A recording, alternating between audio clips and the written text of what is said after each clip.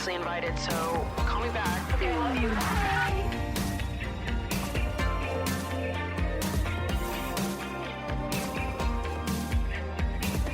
Hello, everybody, and welcome back to another episode of Emotionally Online, a podcast for spilling guts and sharing secrets, hosted by yours truly, the one and only Maddie fucking Drosbag. Whoa! We're doing another solo episode this week. I promise. I'm going to start bringing more of my friends on. We're going to have more conversations, but right now, this week, it's just easier for me to film by myself with all the other shit that I have going on. I feel like I've been so behind on life in general recently. I feel like I'm trying to play catch up, but I'm getting there. I'm getting closer to getting there. As I'm sitting here filming, I'm looking at a stack of books in front of me that I'm supposed to read in the next 3 weeks. I'm doing a challenge for myself on my YouTube channel where I only read smut for an entire month, and I picked out 6 books that I'm going to try to read this month. So let's hope that I can get through all of them. I've just been going a little slow with my reading. I've still, I read 4 books last month, which is great, but I'm still behind what I want to be for my reading goal for the year, which I said I wanted to read 50 books. I think I've read about 15 at this point. Some months I read more than others, but I'm trying to catch up. So anyways, I have 6 books that I'm reading this month in the next 3 weeks for a video that I'm making. So got to catch up on that because I'm in the middle of the first book right now. So I've got quite a way to go. So hi, how are we doing? How are we feeling? We've had a very heavy week. We've been having a time. And I want to have some fun this episode. We're going to talk about weeks 3 and 4 of Love Island, and I also wanted to go through and answer some of the advice requests that you guys submitted. If you don't know, there is a submission box for the show where you can submit stories that you want to tell me, anything that you need advice on. If you want, if you're in a fight with your friends and you want to know, am I the asshole in this situation, or are they? Just put your story in the submission box. I would love to read your story out on the show and see what we think, see what we're working with here. So I did pick out a few of the submissions from the box to go through today. I figured we could just have a little chat, have a little girl talk advice session moment, and then talk about Love Island. Lighthearted, it's fun, we're having a great time, we're drinking our prebiotic soda, and it's going to be a good day. It's a good day to have a good day, everybody. I'm filming this the day before it goes live. I always film the podcast the day before, 2 days before I'm going to post, just so that the Love Island commentary can be up to date. But I'm actually going on a date immediately after I film this video. Well, not immediately after. I'm going to film this video, then I'm going to watch Love Island, and then I'm going to get ready to go on this date that I have tonight, which I'm so excited about and just have been feeling good about, feeling happy about. I really put myself out there and just asked someone out that I've been interested in for a while. I was very scared, but I don't know. Something came over me a few days ago and I was just what do I have to lose in asking this person out for real? There's a little bit of history there. So it wasn't like I was going in blind, right? I know that there's something, but whatever. We don't have to talk about this. But anyways, I'm going on a date tonight. And I'm very excited about it. So I'm just in an all-around good mood, ready to talk about Love Island, answer some advice questions. So let's just jump right into it. So the first submission I have here says, "Hi, Maddie. I've been watching your content for over 2.5 years, and my gosh, I cry when you cry at this point. Thank you for sticking around for so long. That means the world to me. I guess my question is, why do I feel guilty when masturbating? I feel like I have bad luck after it. I guess it's a thing, and the response from people on Reddit seemed to say, then stop. But I don't believe that's healthy to do.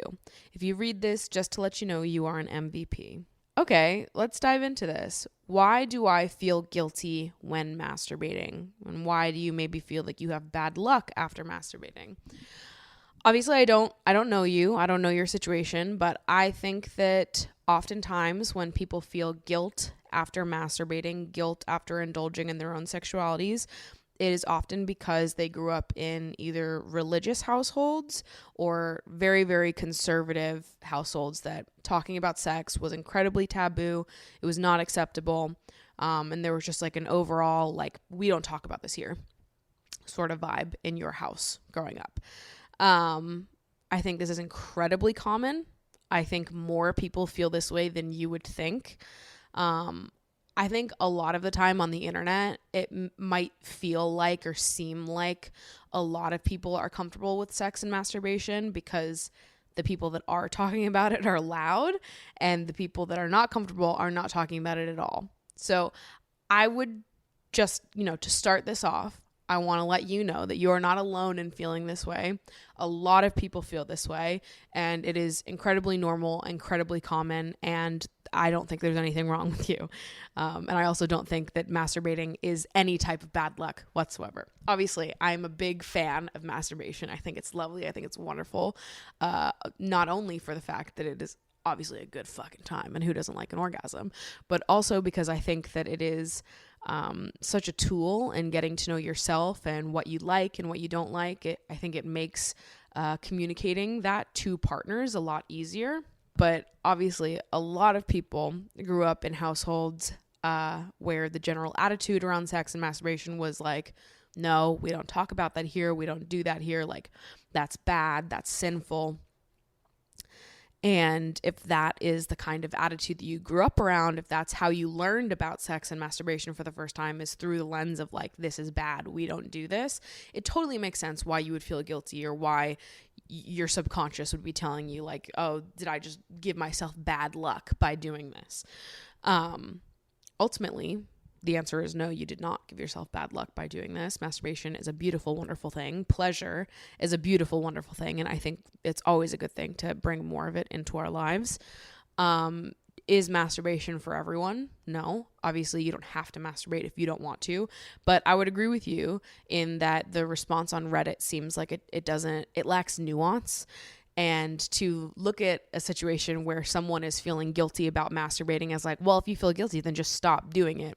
It feels like it's a little bit more complicated than that, because guilt doesn't just come out of nowhere. That's not usually an emotion that just randomly got here and there's no reason for it. Like, if someone's feeling guilty after masturbating, I think that is an indication that there is probably something to work through there.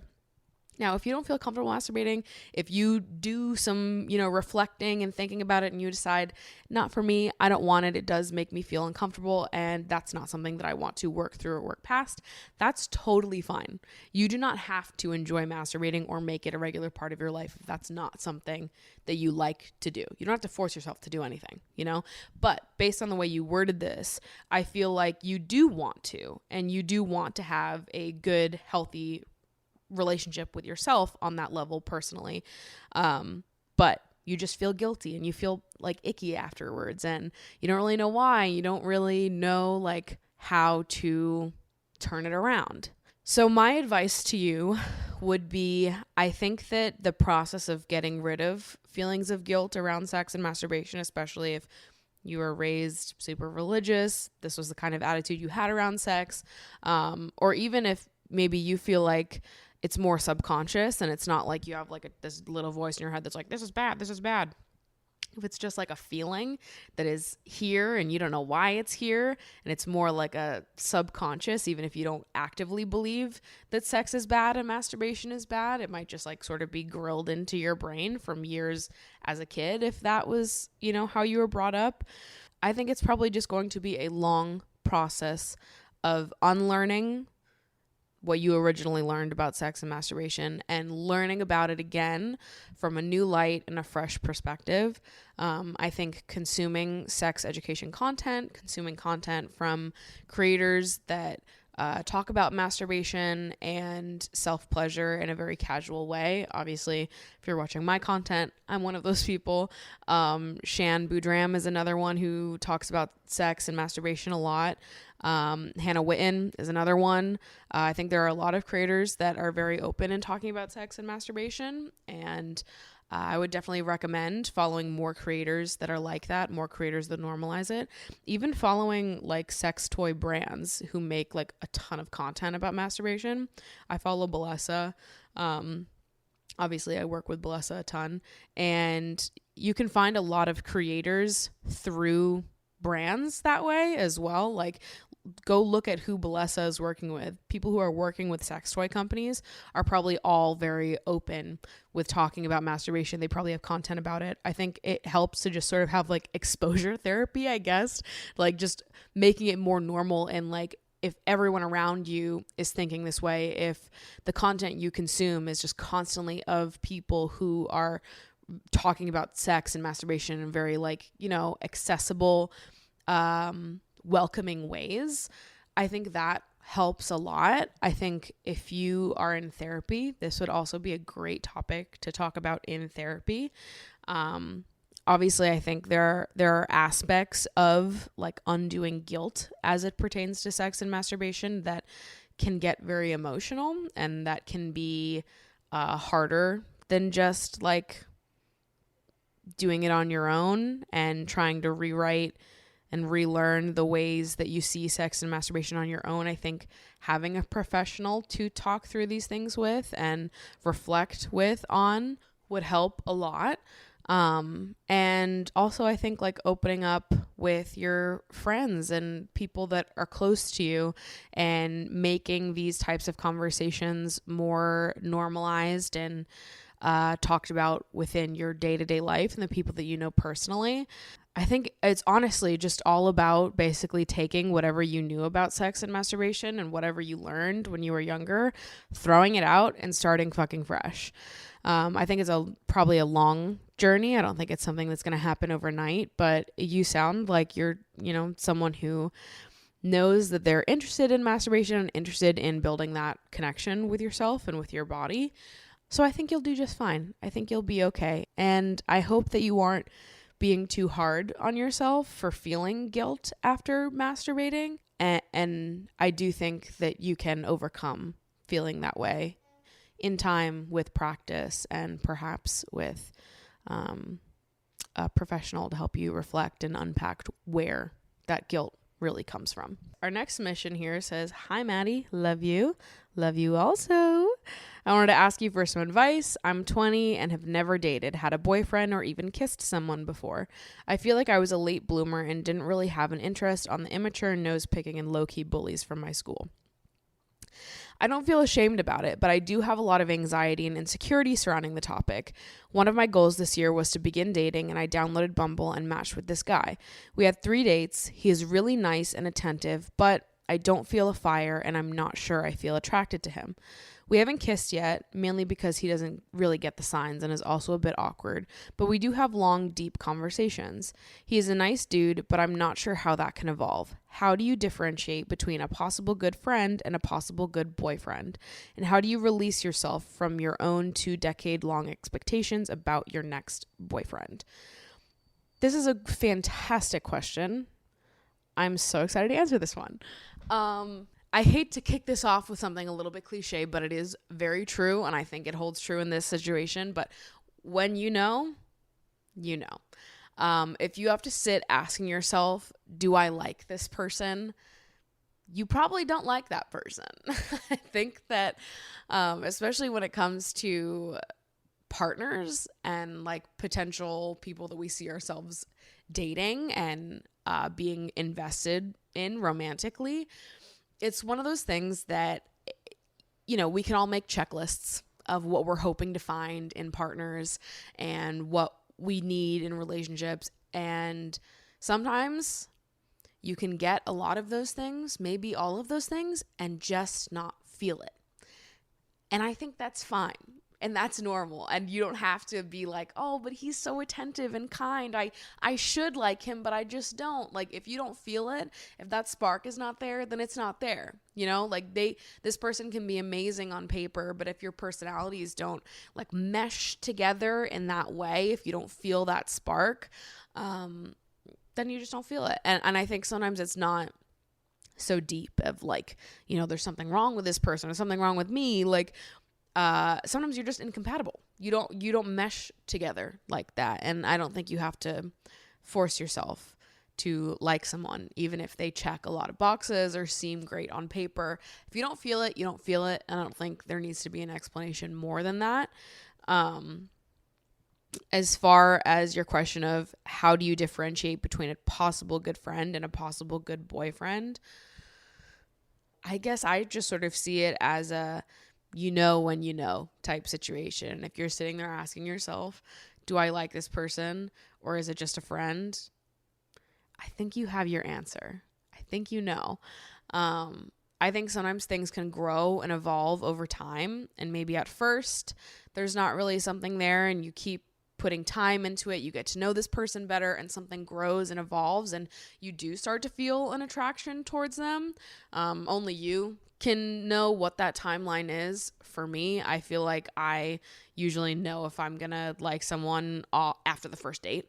Like I can tell if like it's there or not, the spark is there, but that's not the case with everyone. Sometimes it takes longer to get to know that person, to understand, you know, your connection, your dynamic, to sort of grow into it a little bit before deciding like, yes, I like this person. I see something, we have some sort of connection. Sometimes it just takes longer for that spark to spark. It could still be there, but I think oftentimes if you've been going on a few dates, you've gone on like 3 or 4 and you're still sort of like, I don't know if I feel it, it might just be not the right fit. Even if he checks a lot of your boxes and is like super great, if you don't feel it, you don't feel it. And like imagine meeting someone who checked all those boxes, but you did feel it with, you know, like that someone is out there for you and you just gotta go find that someone. Not everyone's gonna be a match. That's totally okay. And the second part of your question, how do you release yourself from your own 2 decades long expectations about your next boyfriend? Which I can relate to that. I don't think there's anything wrong with having expectations and with being like, this is what I expect in my next partner. This is what I want. I think that's an incredible thing. It's an amazing thing to know what you want so clearly and to be able to go out and look for that and get what you deserve. Like fucking more power to you. Go out there and fucking get it. I would just encourage you to not be like the most rigid ever, especially with the expectations that you have that are maybe more like appearance based or stuff that is, you know, I think it's good to set expectations and boundaries of things that we know are like, I need this in a relationship. You know, like for myself, I need someone who communicates well and consistently and who shows up. I do not do well with partners who are sort of wishy-washy, who are shit at texting, who disappear for days on end. Like, I will never get along with people like that. That is not the type of partner that I need to be around to feel good. I know that about myself. That's a hard line. That's like a hard expectation for me.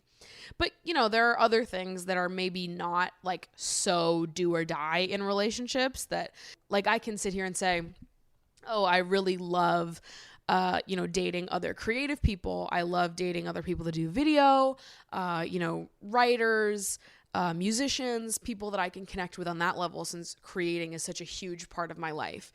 That's something that I definitely look for and that I find myself being more attracted to, but that's not like do or die for me. I'm not going to not date someone because they're not creative or, you know, they don't have like some type of connection to me in that way.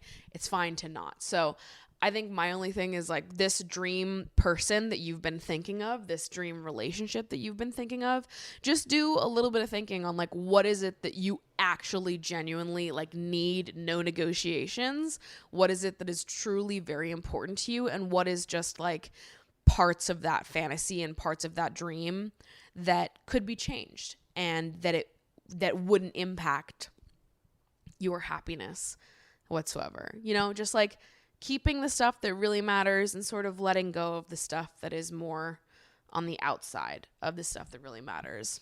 Also, you are 20.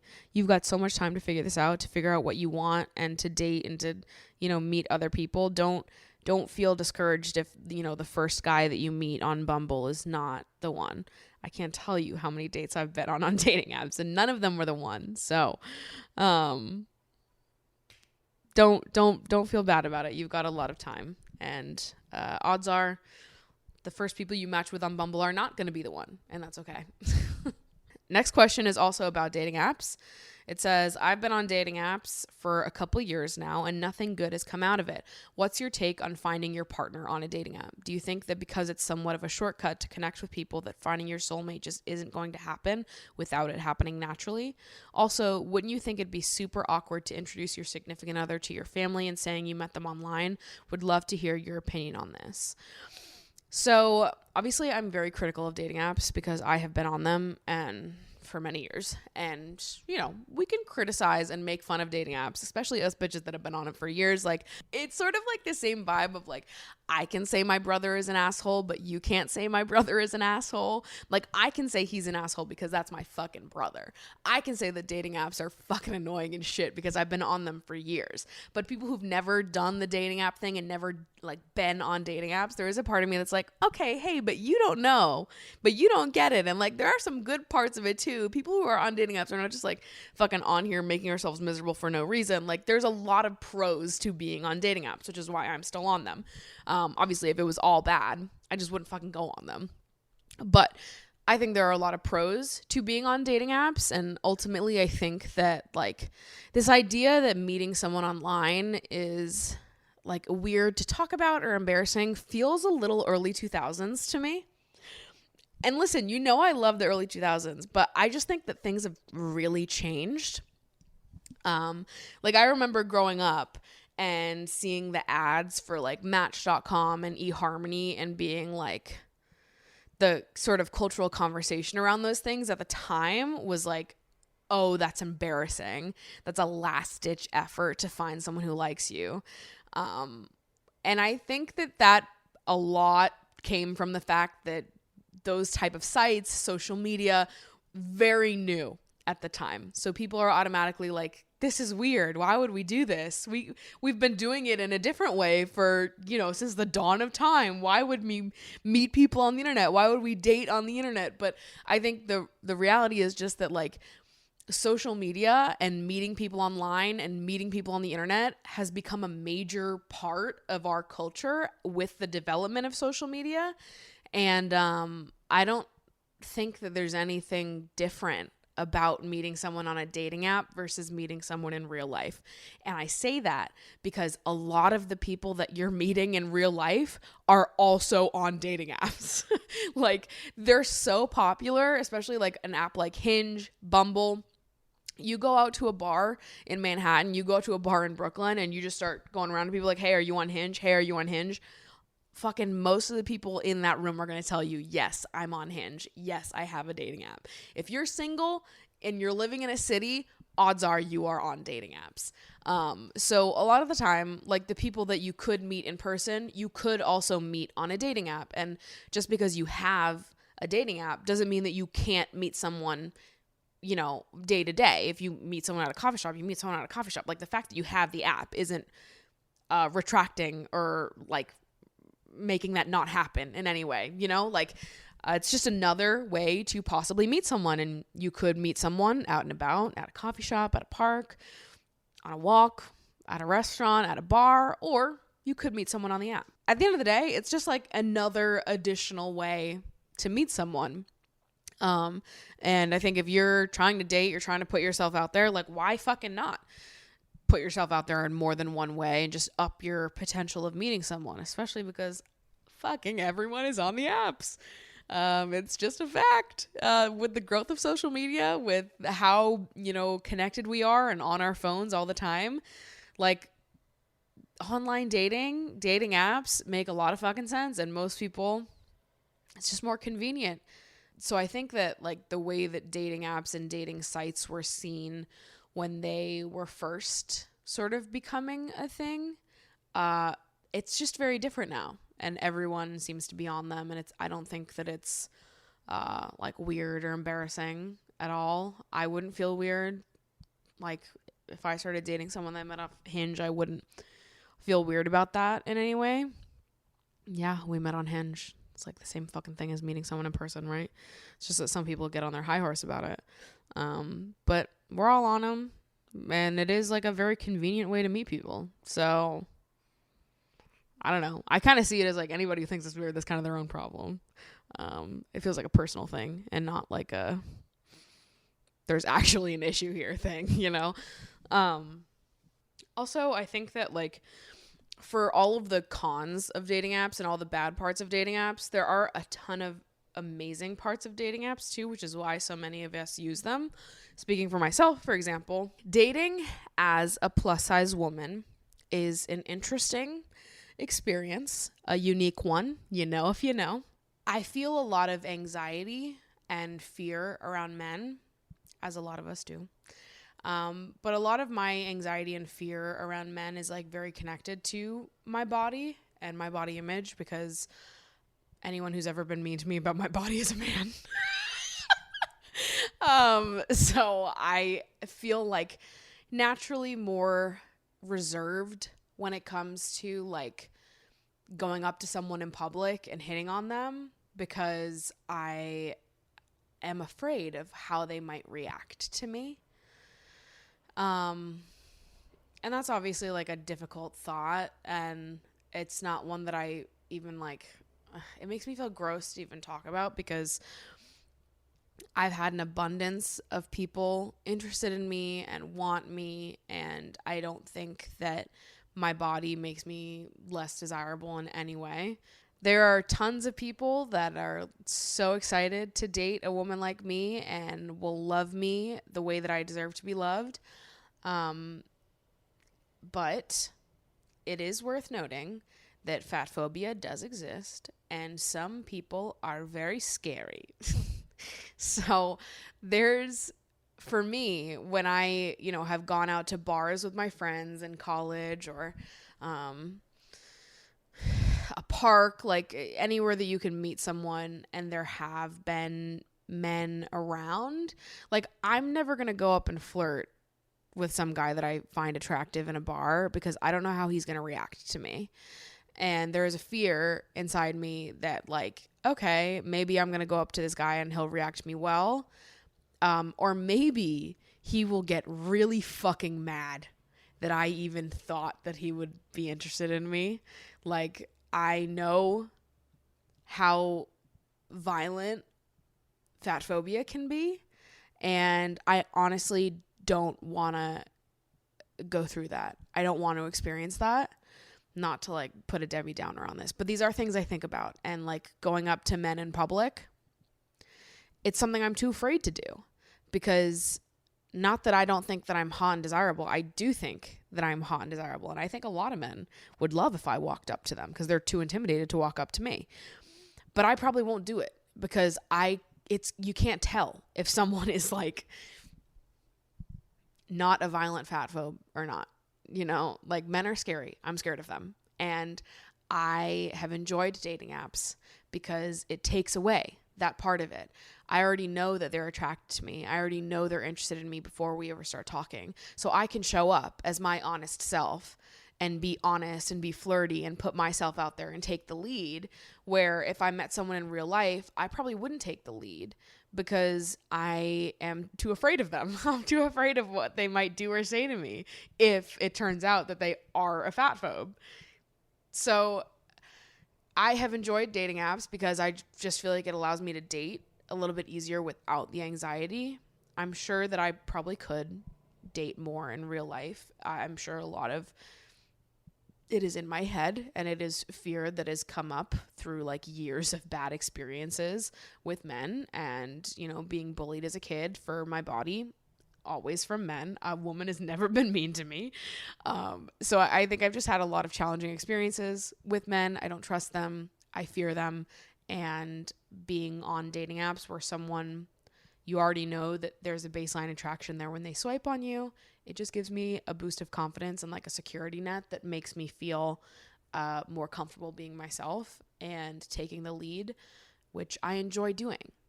But I am not trying to like be assaulted by a fat phobe.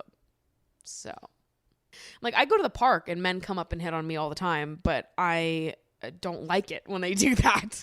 So I'm also kind of like, I don't like it when men come up to me in public because I think they're scary and I don't like them. And even if someone super attractive came up to me at the park and started hitting on me, like I probably still would be like, stop talking to me. Like it is scary to exist as a woman, okay? And I don't like it when men speak to me in person. I don't want to go out of my way to hit on a guy because I'm scared of fat phobes. And ultimately, dating apps give me some sort of anxiety of release because I already know a little bit about them off the bat. As I'm saying this, I know, I can hear it, that there is some insecurity at play here. Obviously, I talked to my therapist about this. So some of what I'm saying is rooted in truth and some of what I'm saying is rooted in insecurity. Either way, dating apps help ease that a little bit. All right. So, that's how I feel. And I know that a lot of people feel that way if you live in a body that is not the beauty standard and have experienced negativity because of the way that you look. It is nice to just have the affirmation about your physical appearance before, really putting yourself out there. That's all. So to round out this question, geez, my take on dating apps is like, there are pros and cons here. We can criticize dating apps up and down all day long. Fucking that's what I do all day long. All I do is bitch and moan about dating apps. But there are a lot of pros to being on apps. Otherwise, we wouldn't be on them if they were all bad. Also, I think we're just at a point in time with social media and the way that we connect with each other online that dating apps are a very natural thing for a lot of us. They're convenient. They're a nice way to meet people and put yourself out there. And all of us are on them. So I don't see any real difference in meeting on a dating app versus meeting in real life. Because a lot of the time, like, you're meeting on a dating app and then you take it to real life. You text for like a day or two, a week, then you go on a date and then it's like the same fucking thing, right? So I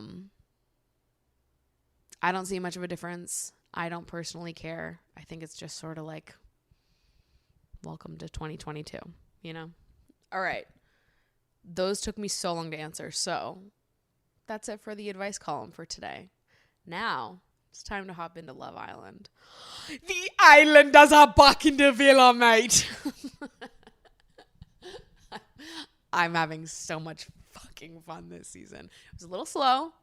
Started a little slow, but we're fully fucking heating up now. The drama is here. The drama is fresh.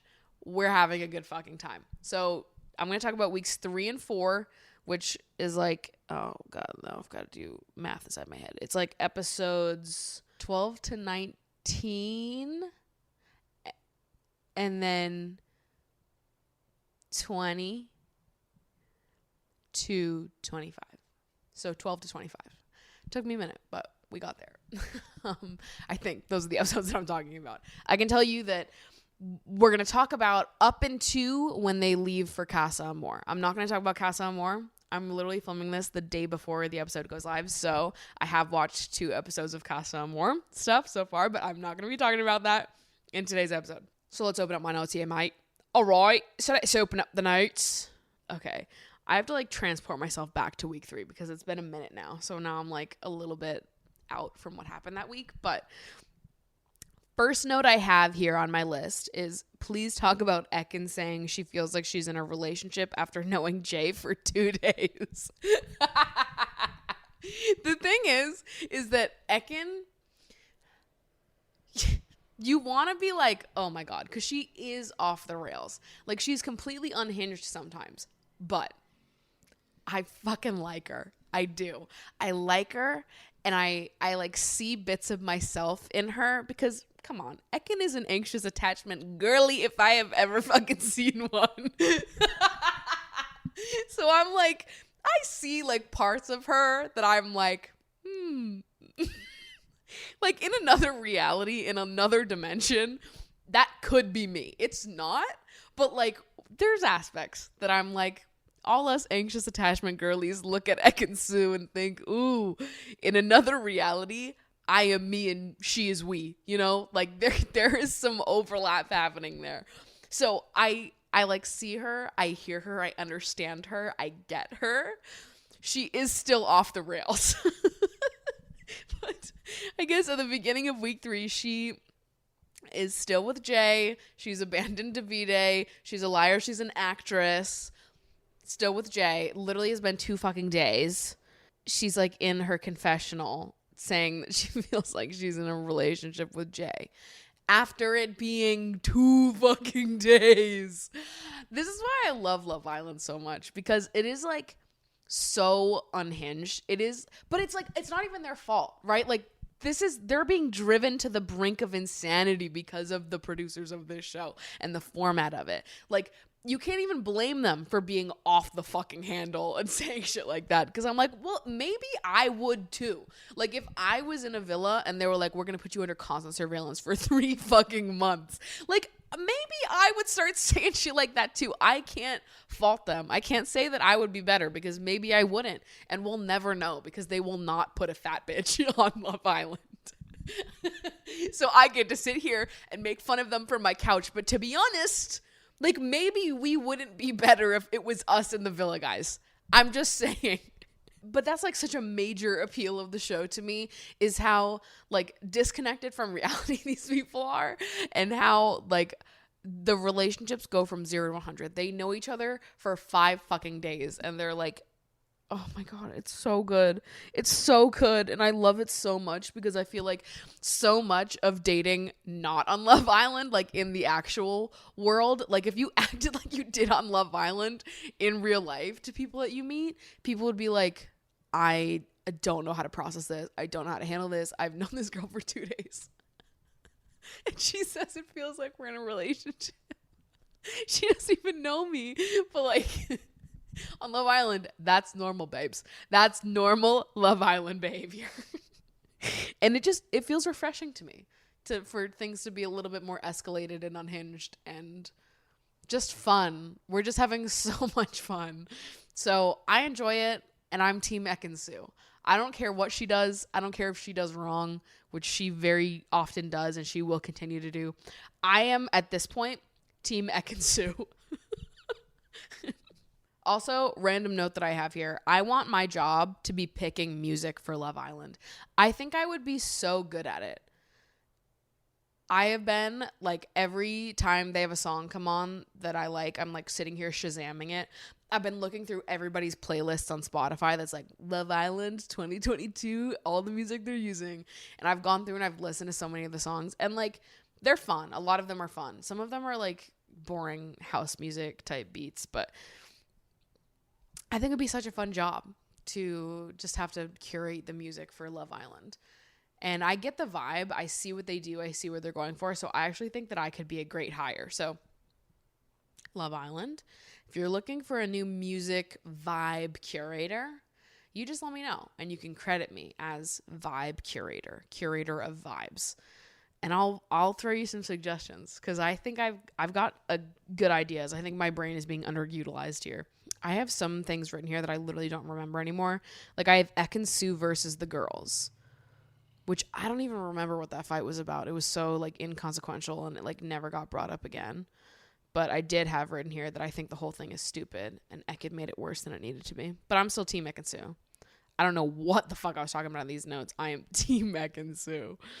All right, fast forward a little bit. We get to the elimination where we get rid of Ikenna and Amber, which Ikenna I saw coming. That man was here for a vacation. He was not here to find love. And yeah, there was no shot that Ikenna was gonna make it through. He was just boring as fuck. Amber felt a little bit more surprising to me, because I liked Amber. I thought that she was interesting, but what was she up against? Like Tasha and Ekin-Su for that elimination. And I feel like you really can't get rid of Tasha and Ekin-Su, because they've been driving the plot forward here. So Amber was sad. Amber was a sad elimination. Ikenna was not.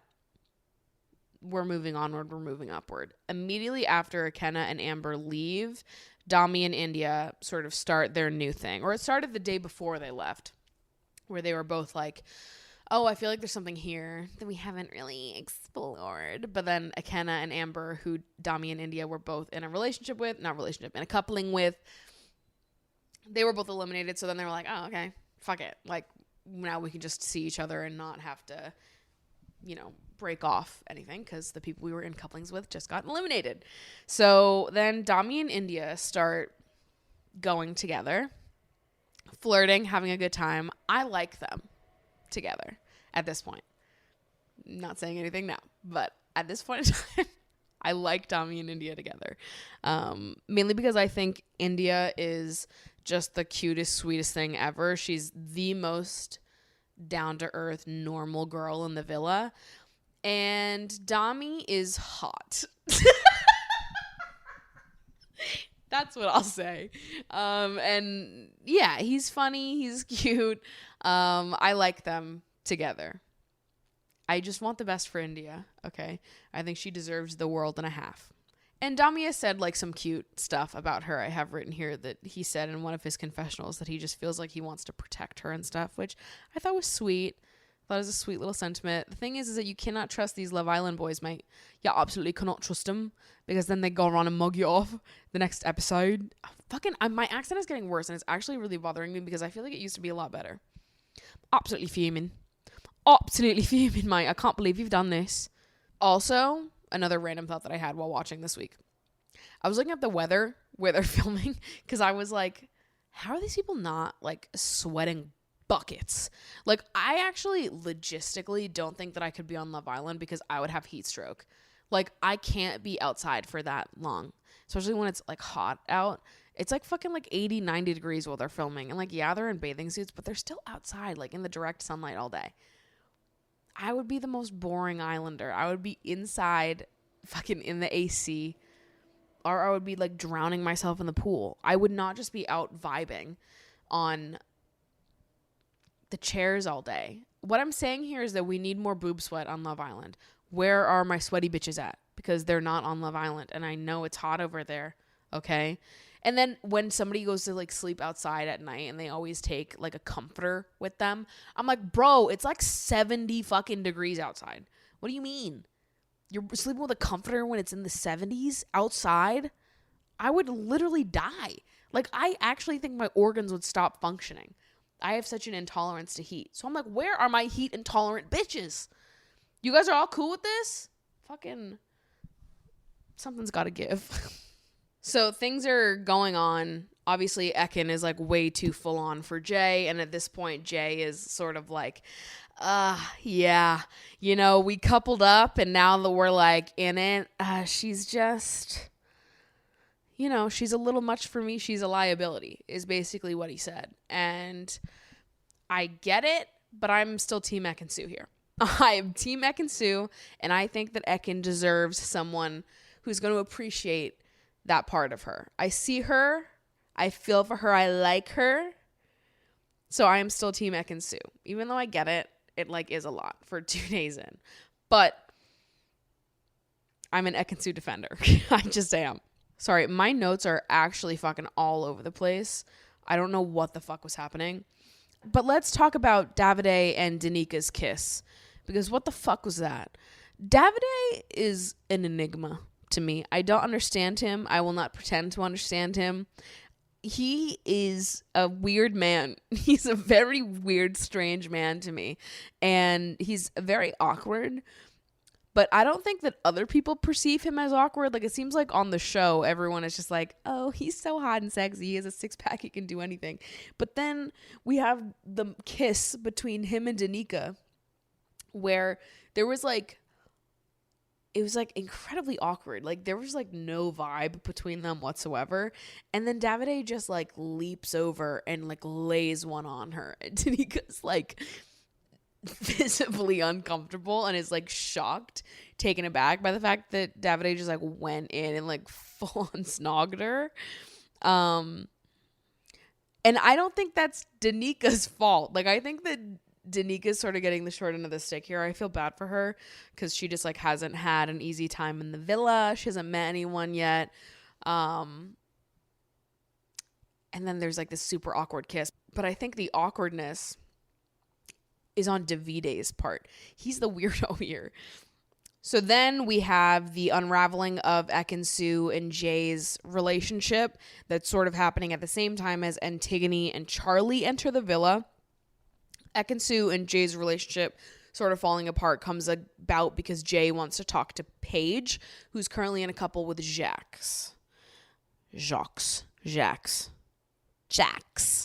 Okay.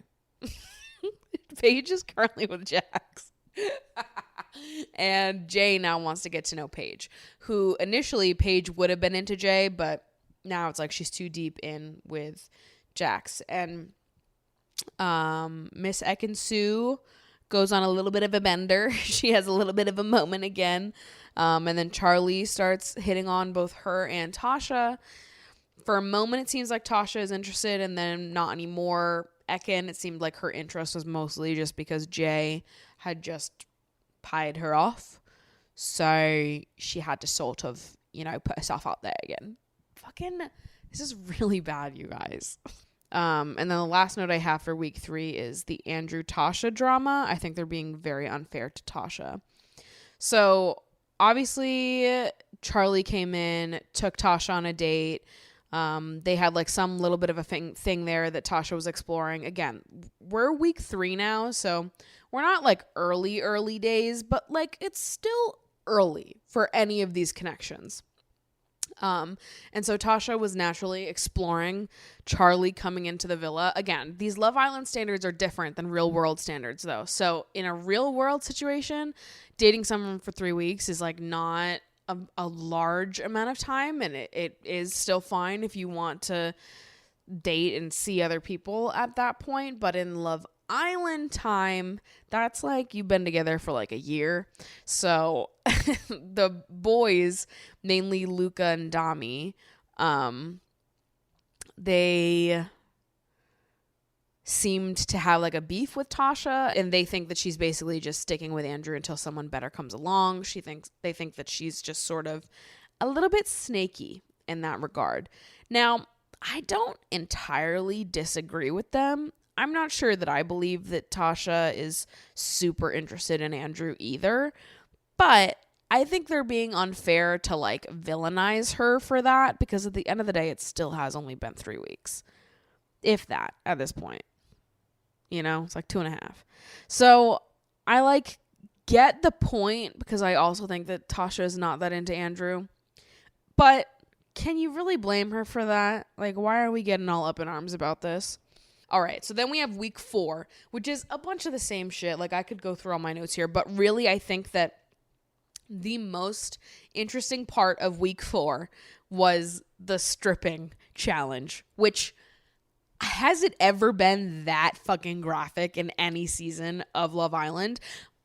I don't know. Like, do people literally take lessons before going on Love Island? Because there's just too many of them that were good at that. Like, I get some people being good at it, like, oh, you're dancers, or you've got experience fucking doing lap dances, or maybe you're just confident as fuck. But taking a group of like 10 people and being like, okay, all like strip and give lap dances to each other, and they're all like super fucking sexy and like going balls to the wall with it, all of them. I'm like, all of you?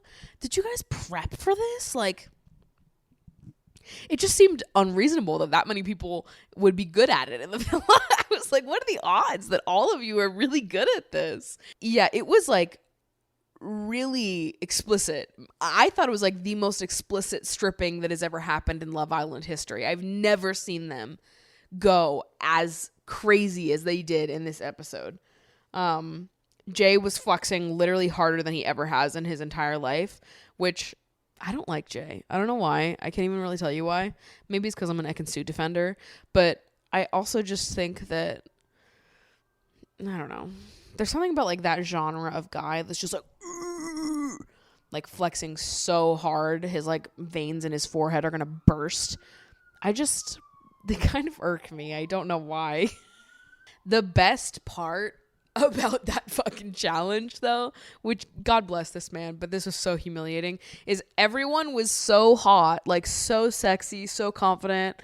Like, if you're not good at lap dances and being sexy, like, you at the very least you have to commit to the bit, right? So Sir Charles, fucking Charlie over here, comes out in like a Speedo like full asses out. It was like a thong in the back and just like light coverage in the front. I don't think that's his fault. I think that was the producer's fault for putting him in that. And maybe he was just so uncomfortable with the outfit that he was in that he couldn't really, I don't know, put himself out there. But even as I'm saying this, that man walked out and started doing the worm. If you were self-conscious about your outfit and like your dick falling out of this tight little Speedo thong, like you probably wouldn't do the worm. If I was Charlie and I could do the worm, but I was in like that little fucking banana hammock, like I wouldn't do a worm with that. I would think that the second I got up, my dick would just be fucking out. So maybe I take it back. He is just a weirdo. So he starts doing the worm and everyone was like, oh, okay. And then he like gets up to the girls and is just the most awkward person I've ever seen trying to like seduce people. He wasn't like really trying to be sexy. He just like would stand in front of the girls with like, he'd like put his dick in their faces, but he'd just like stand and then he'd like turn and move to the back and have his cheeks in their face. And it's like, what are you doing? Like there was no attempt to be sexy there. He was just like a robot that also did the worm. It was very cringe. I felt very bad for him. And ultimately the joke is on me because I'm the one who fucking had Charlie in Fantasy Love Island this week. So he got pied off by Tasha, Ekin-Su, and then of course, end of the week, he got eliminated. He and Antigone went home. So I lost 75 fucking points because of that man. I can't even believe it. So that's it for weeks 3 and week 4. Week 5 is Casa Amor. So next week we're going to have a lot to talk about. I've already seen the first 2 episodes of Casa Amor. So I already have a lot to fucking talk about, but we'll save that for next week. This episode has been so fucking long. My camera just died and I don't feel like getting a new battery in to say the last bit for this episode. So thank you guys so much for watching. Be sure to follow the Emotionally Online Podcast Instagram. If you are interested in following us on there, it's at Emotionally Online Pod. If you want to submit any advice requests or stories, there is a submission box in the description of this video. And you can also find that link on the Instagram as well if you listen on Spotify, Apple Podcasts, wherever the fuck you're listening to this. But thanks for hanging out with me today. Very casual, very chill episode. This was a lot of fun.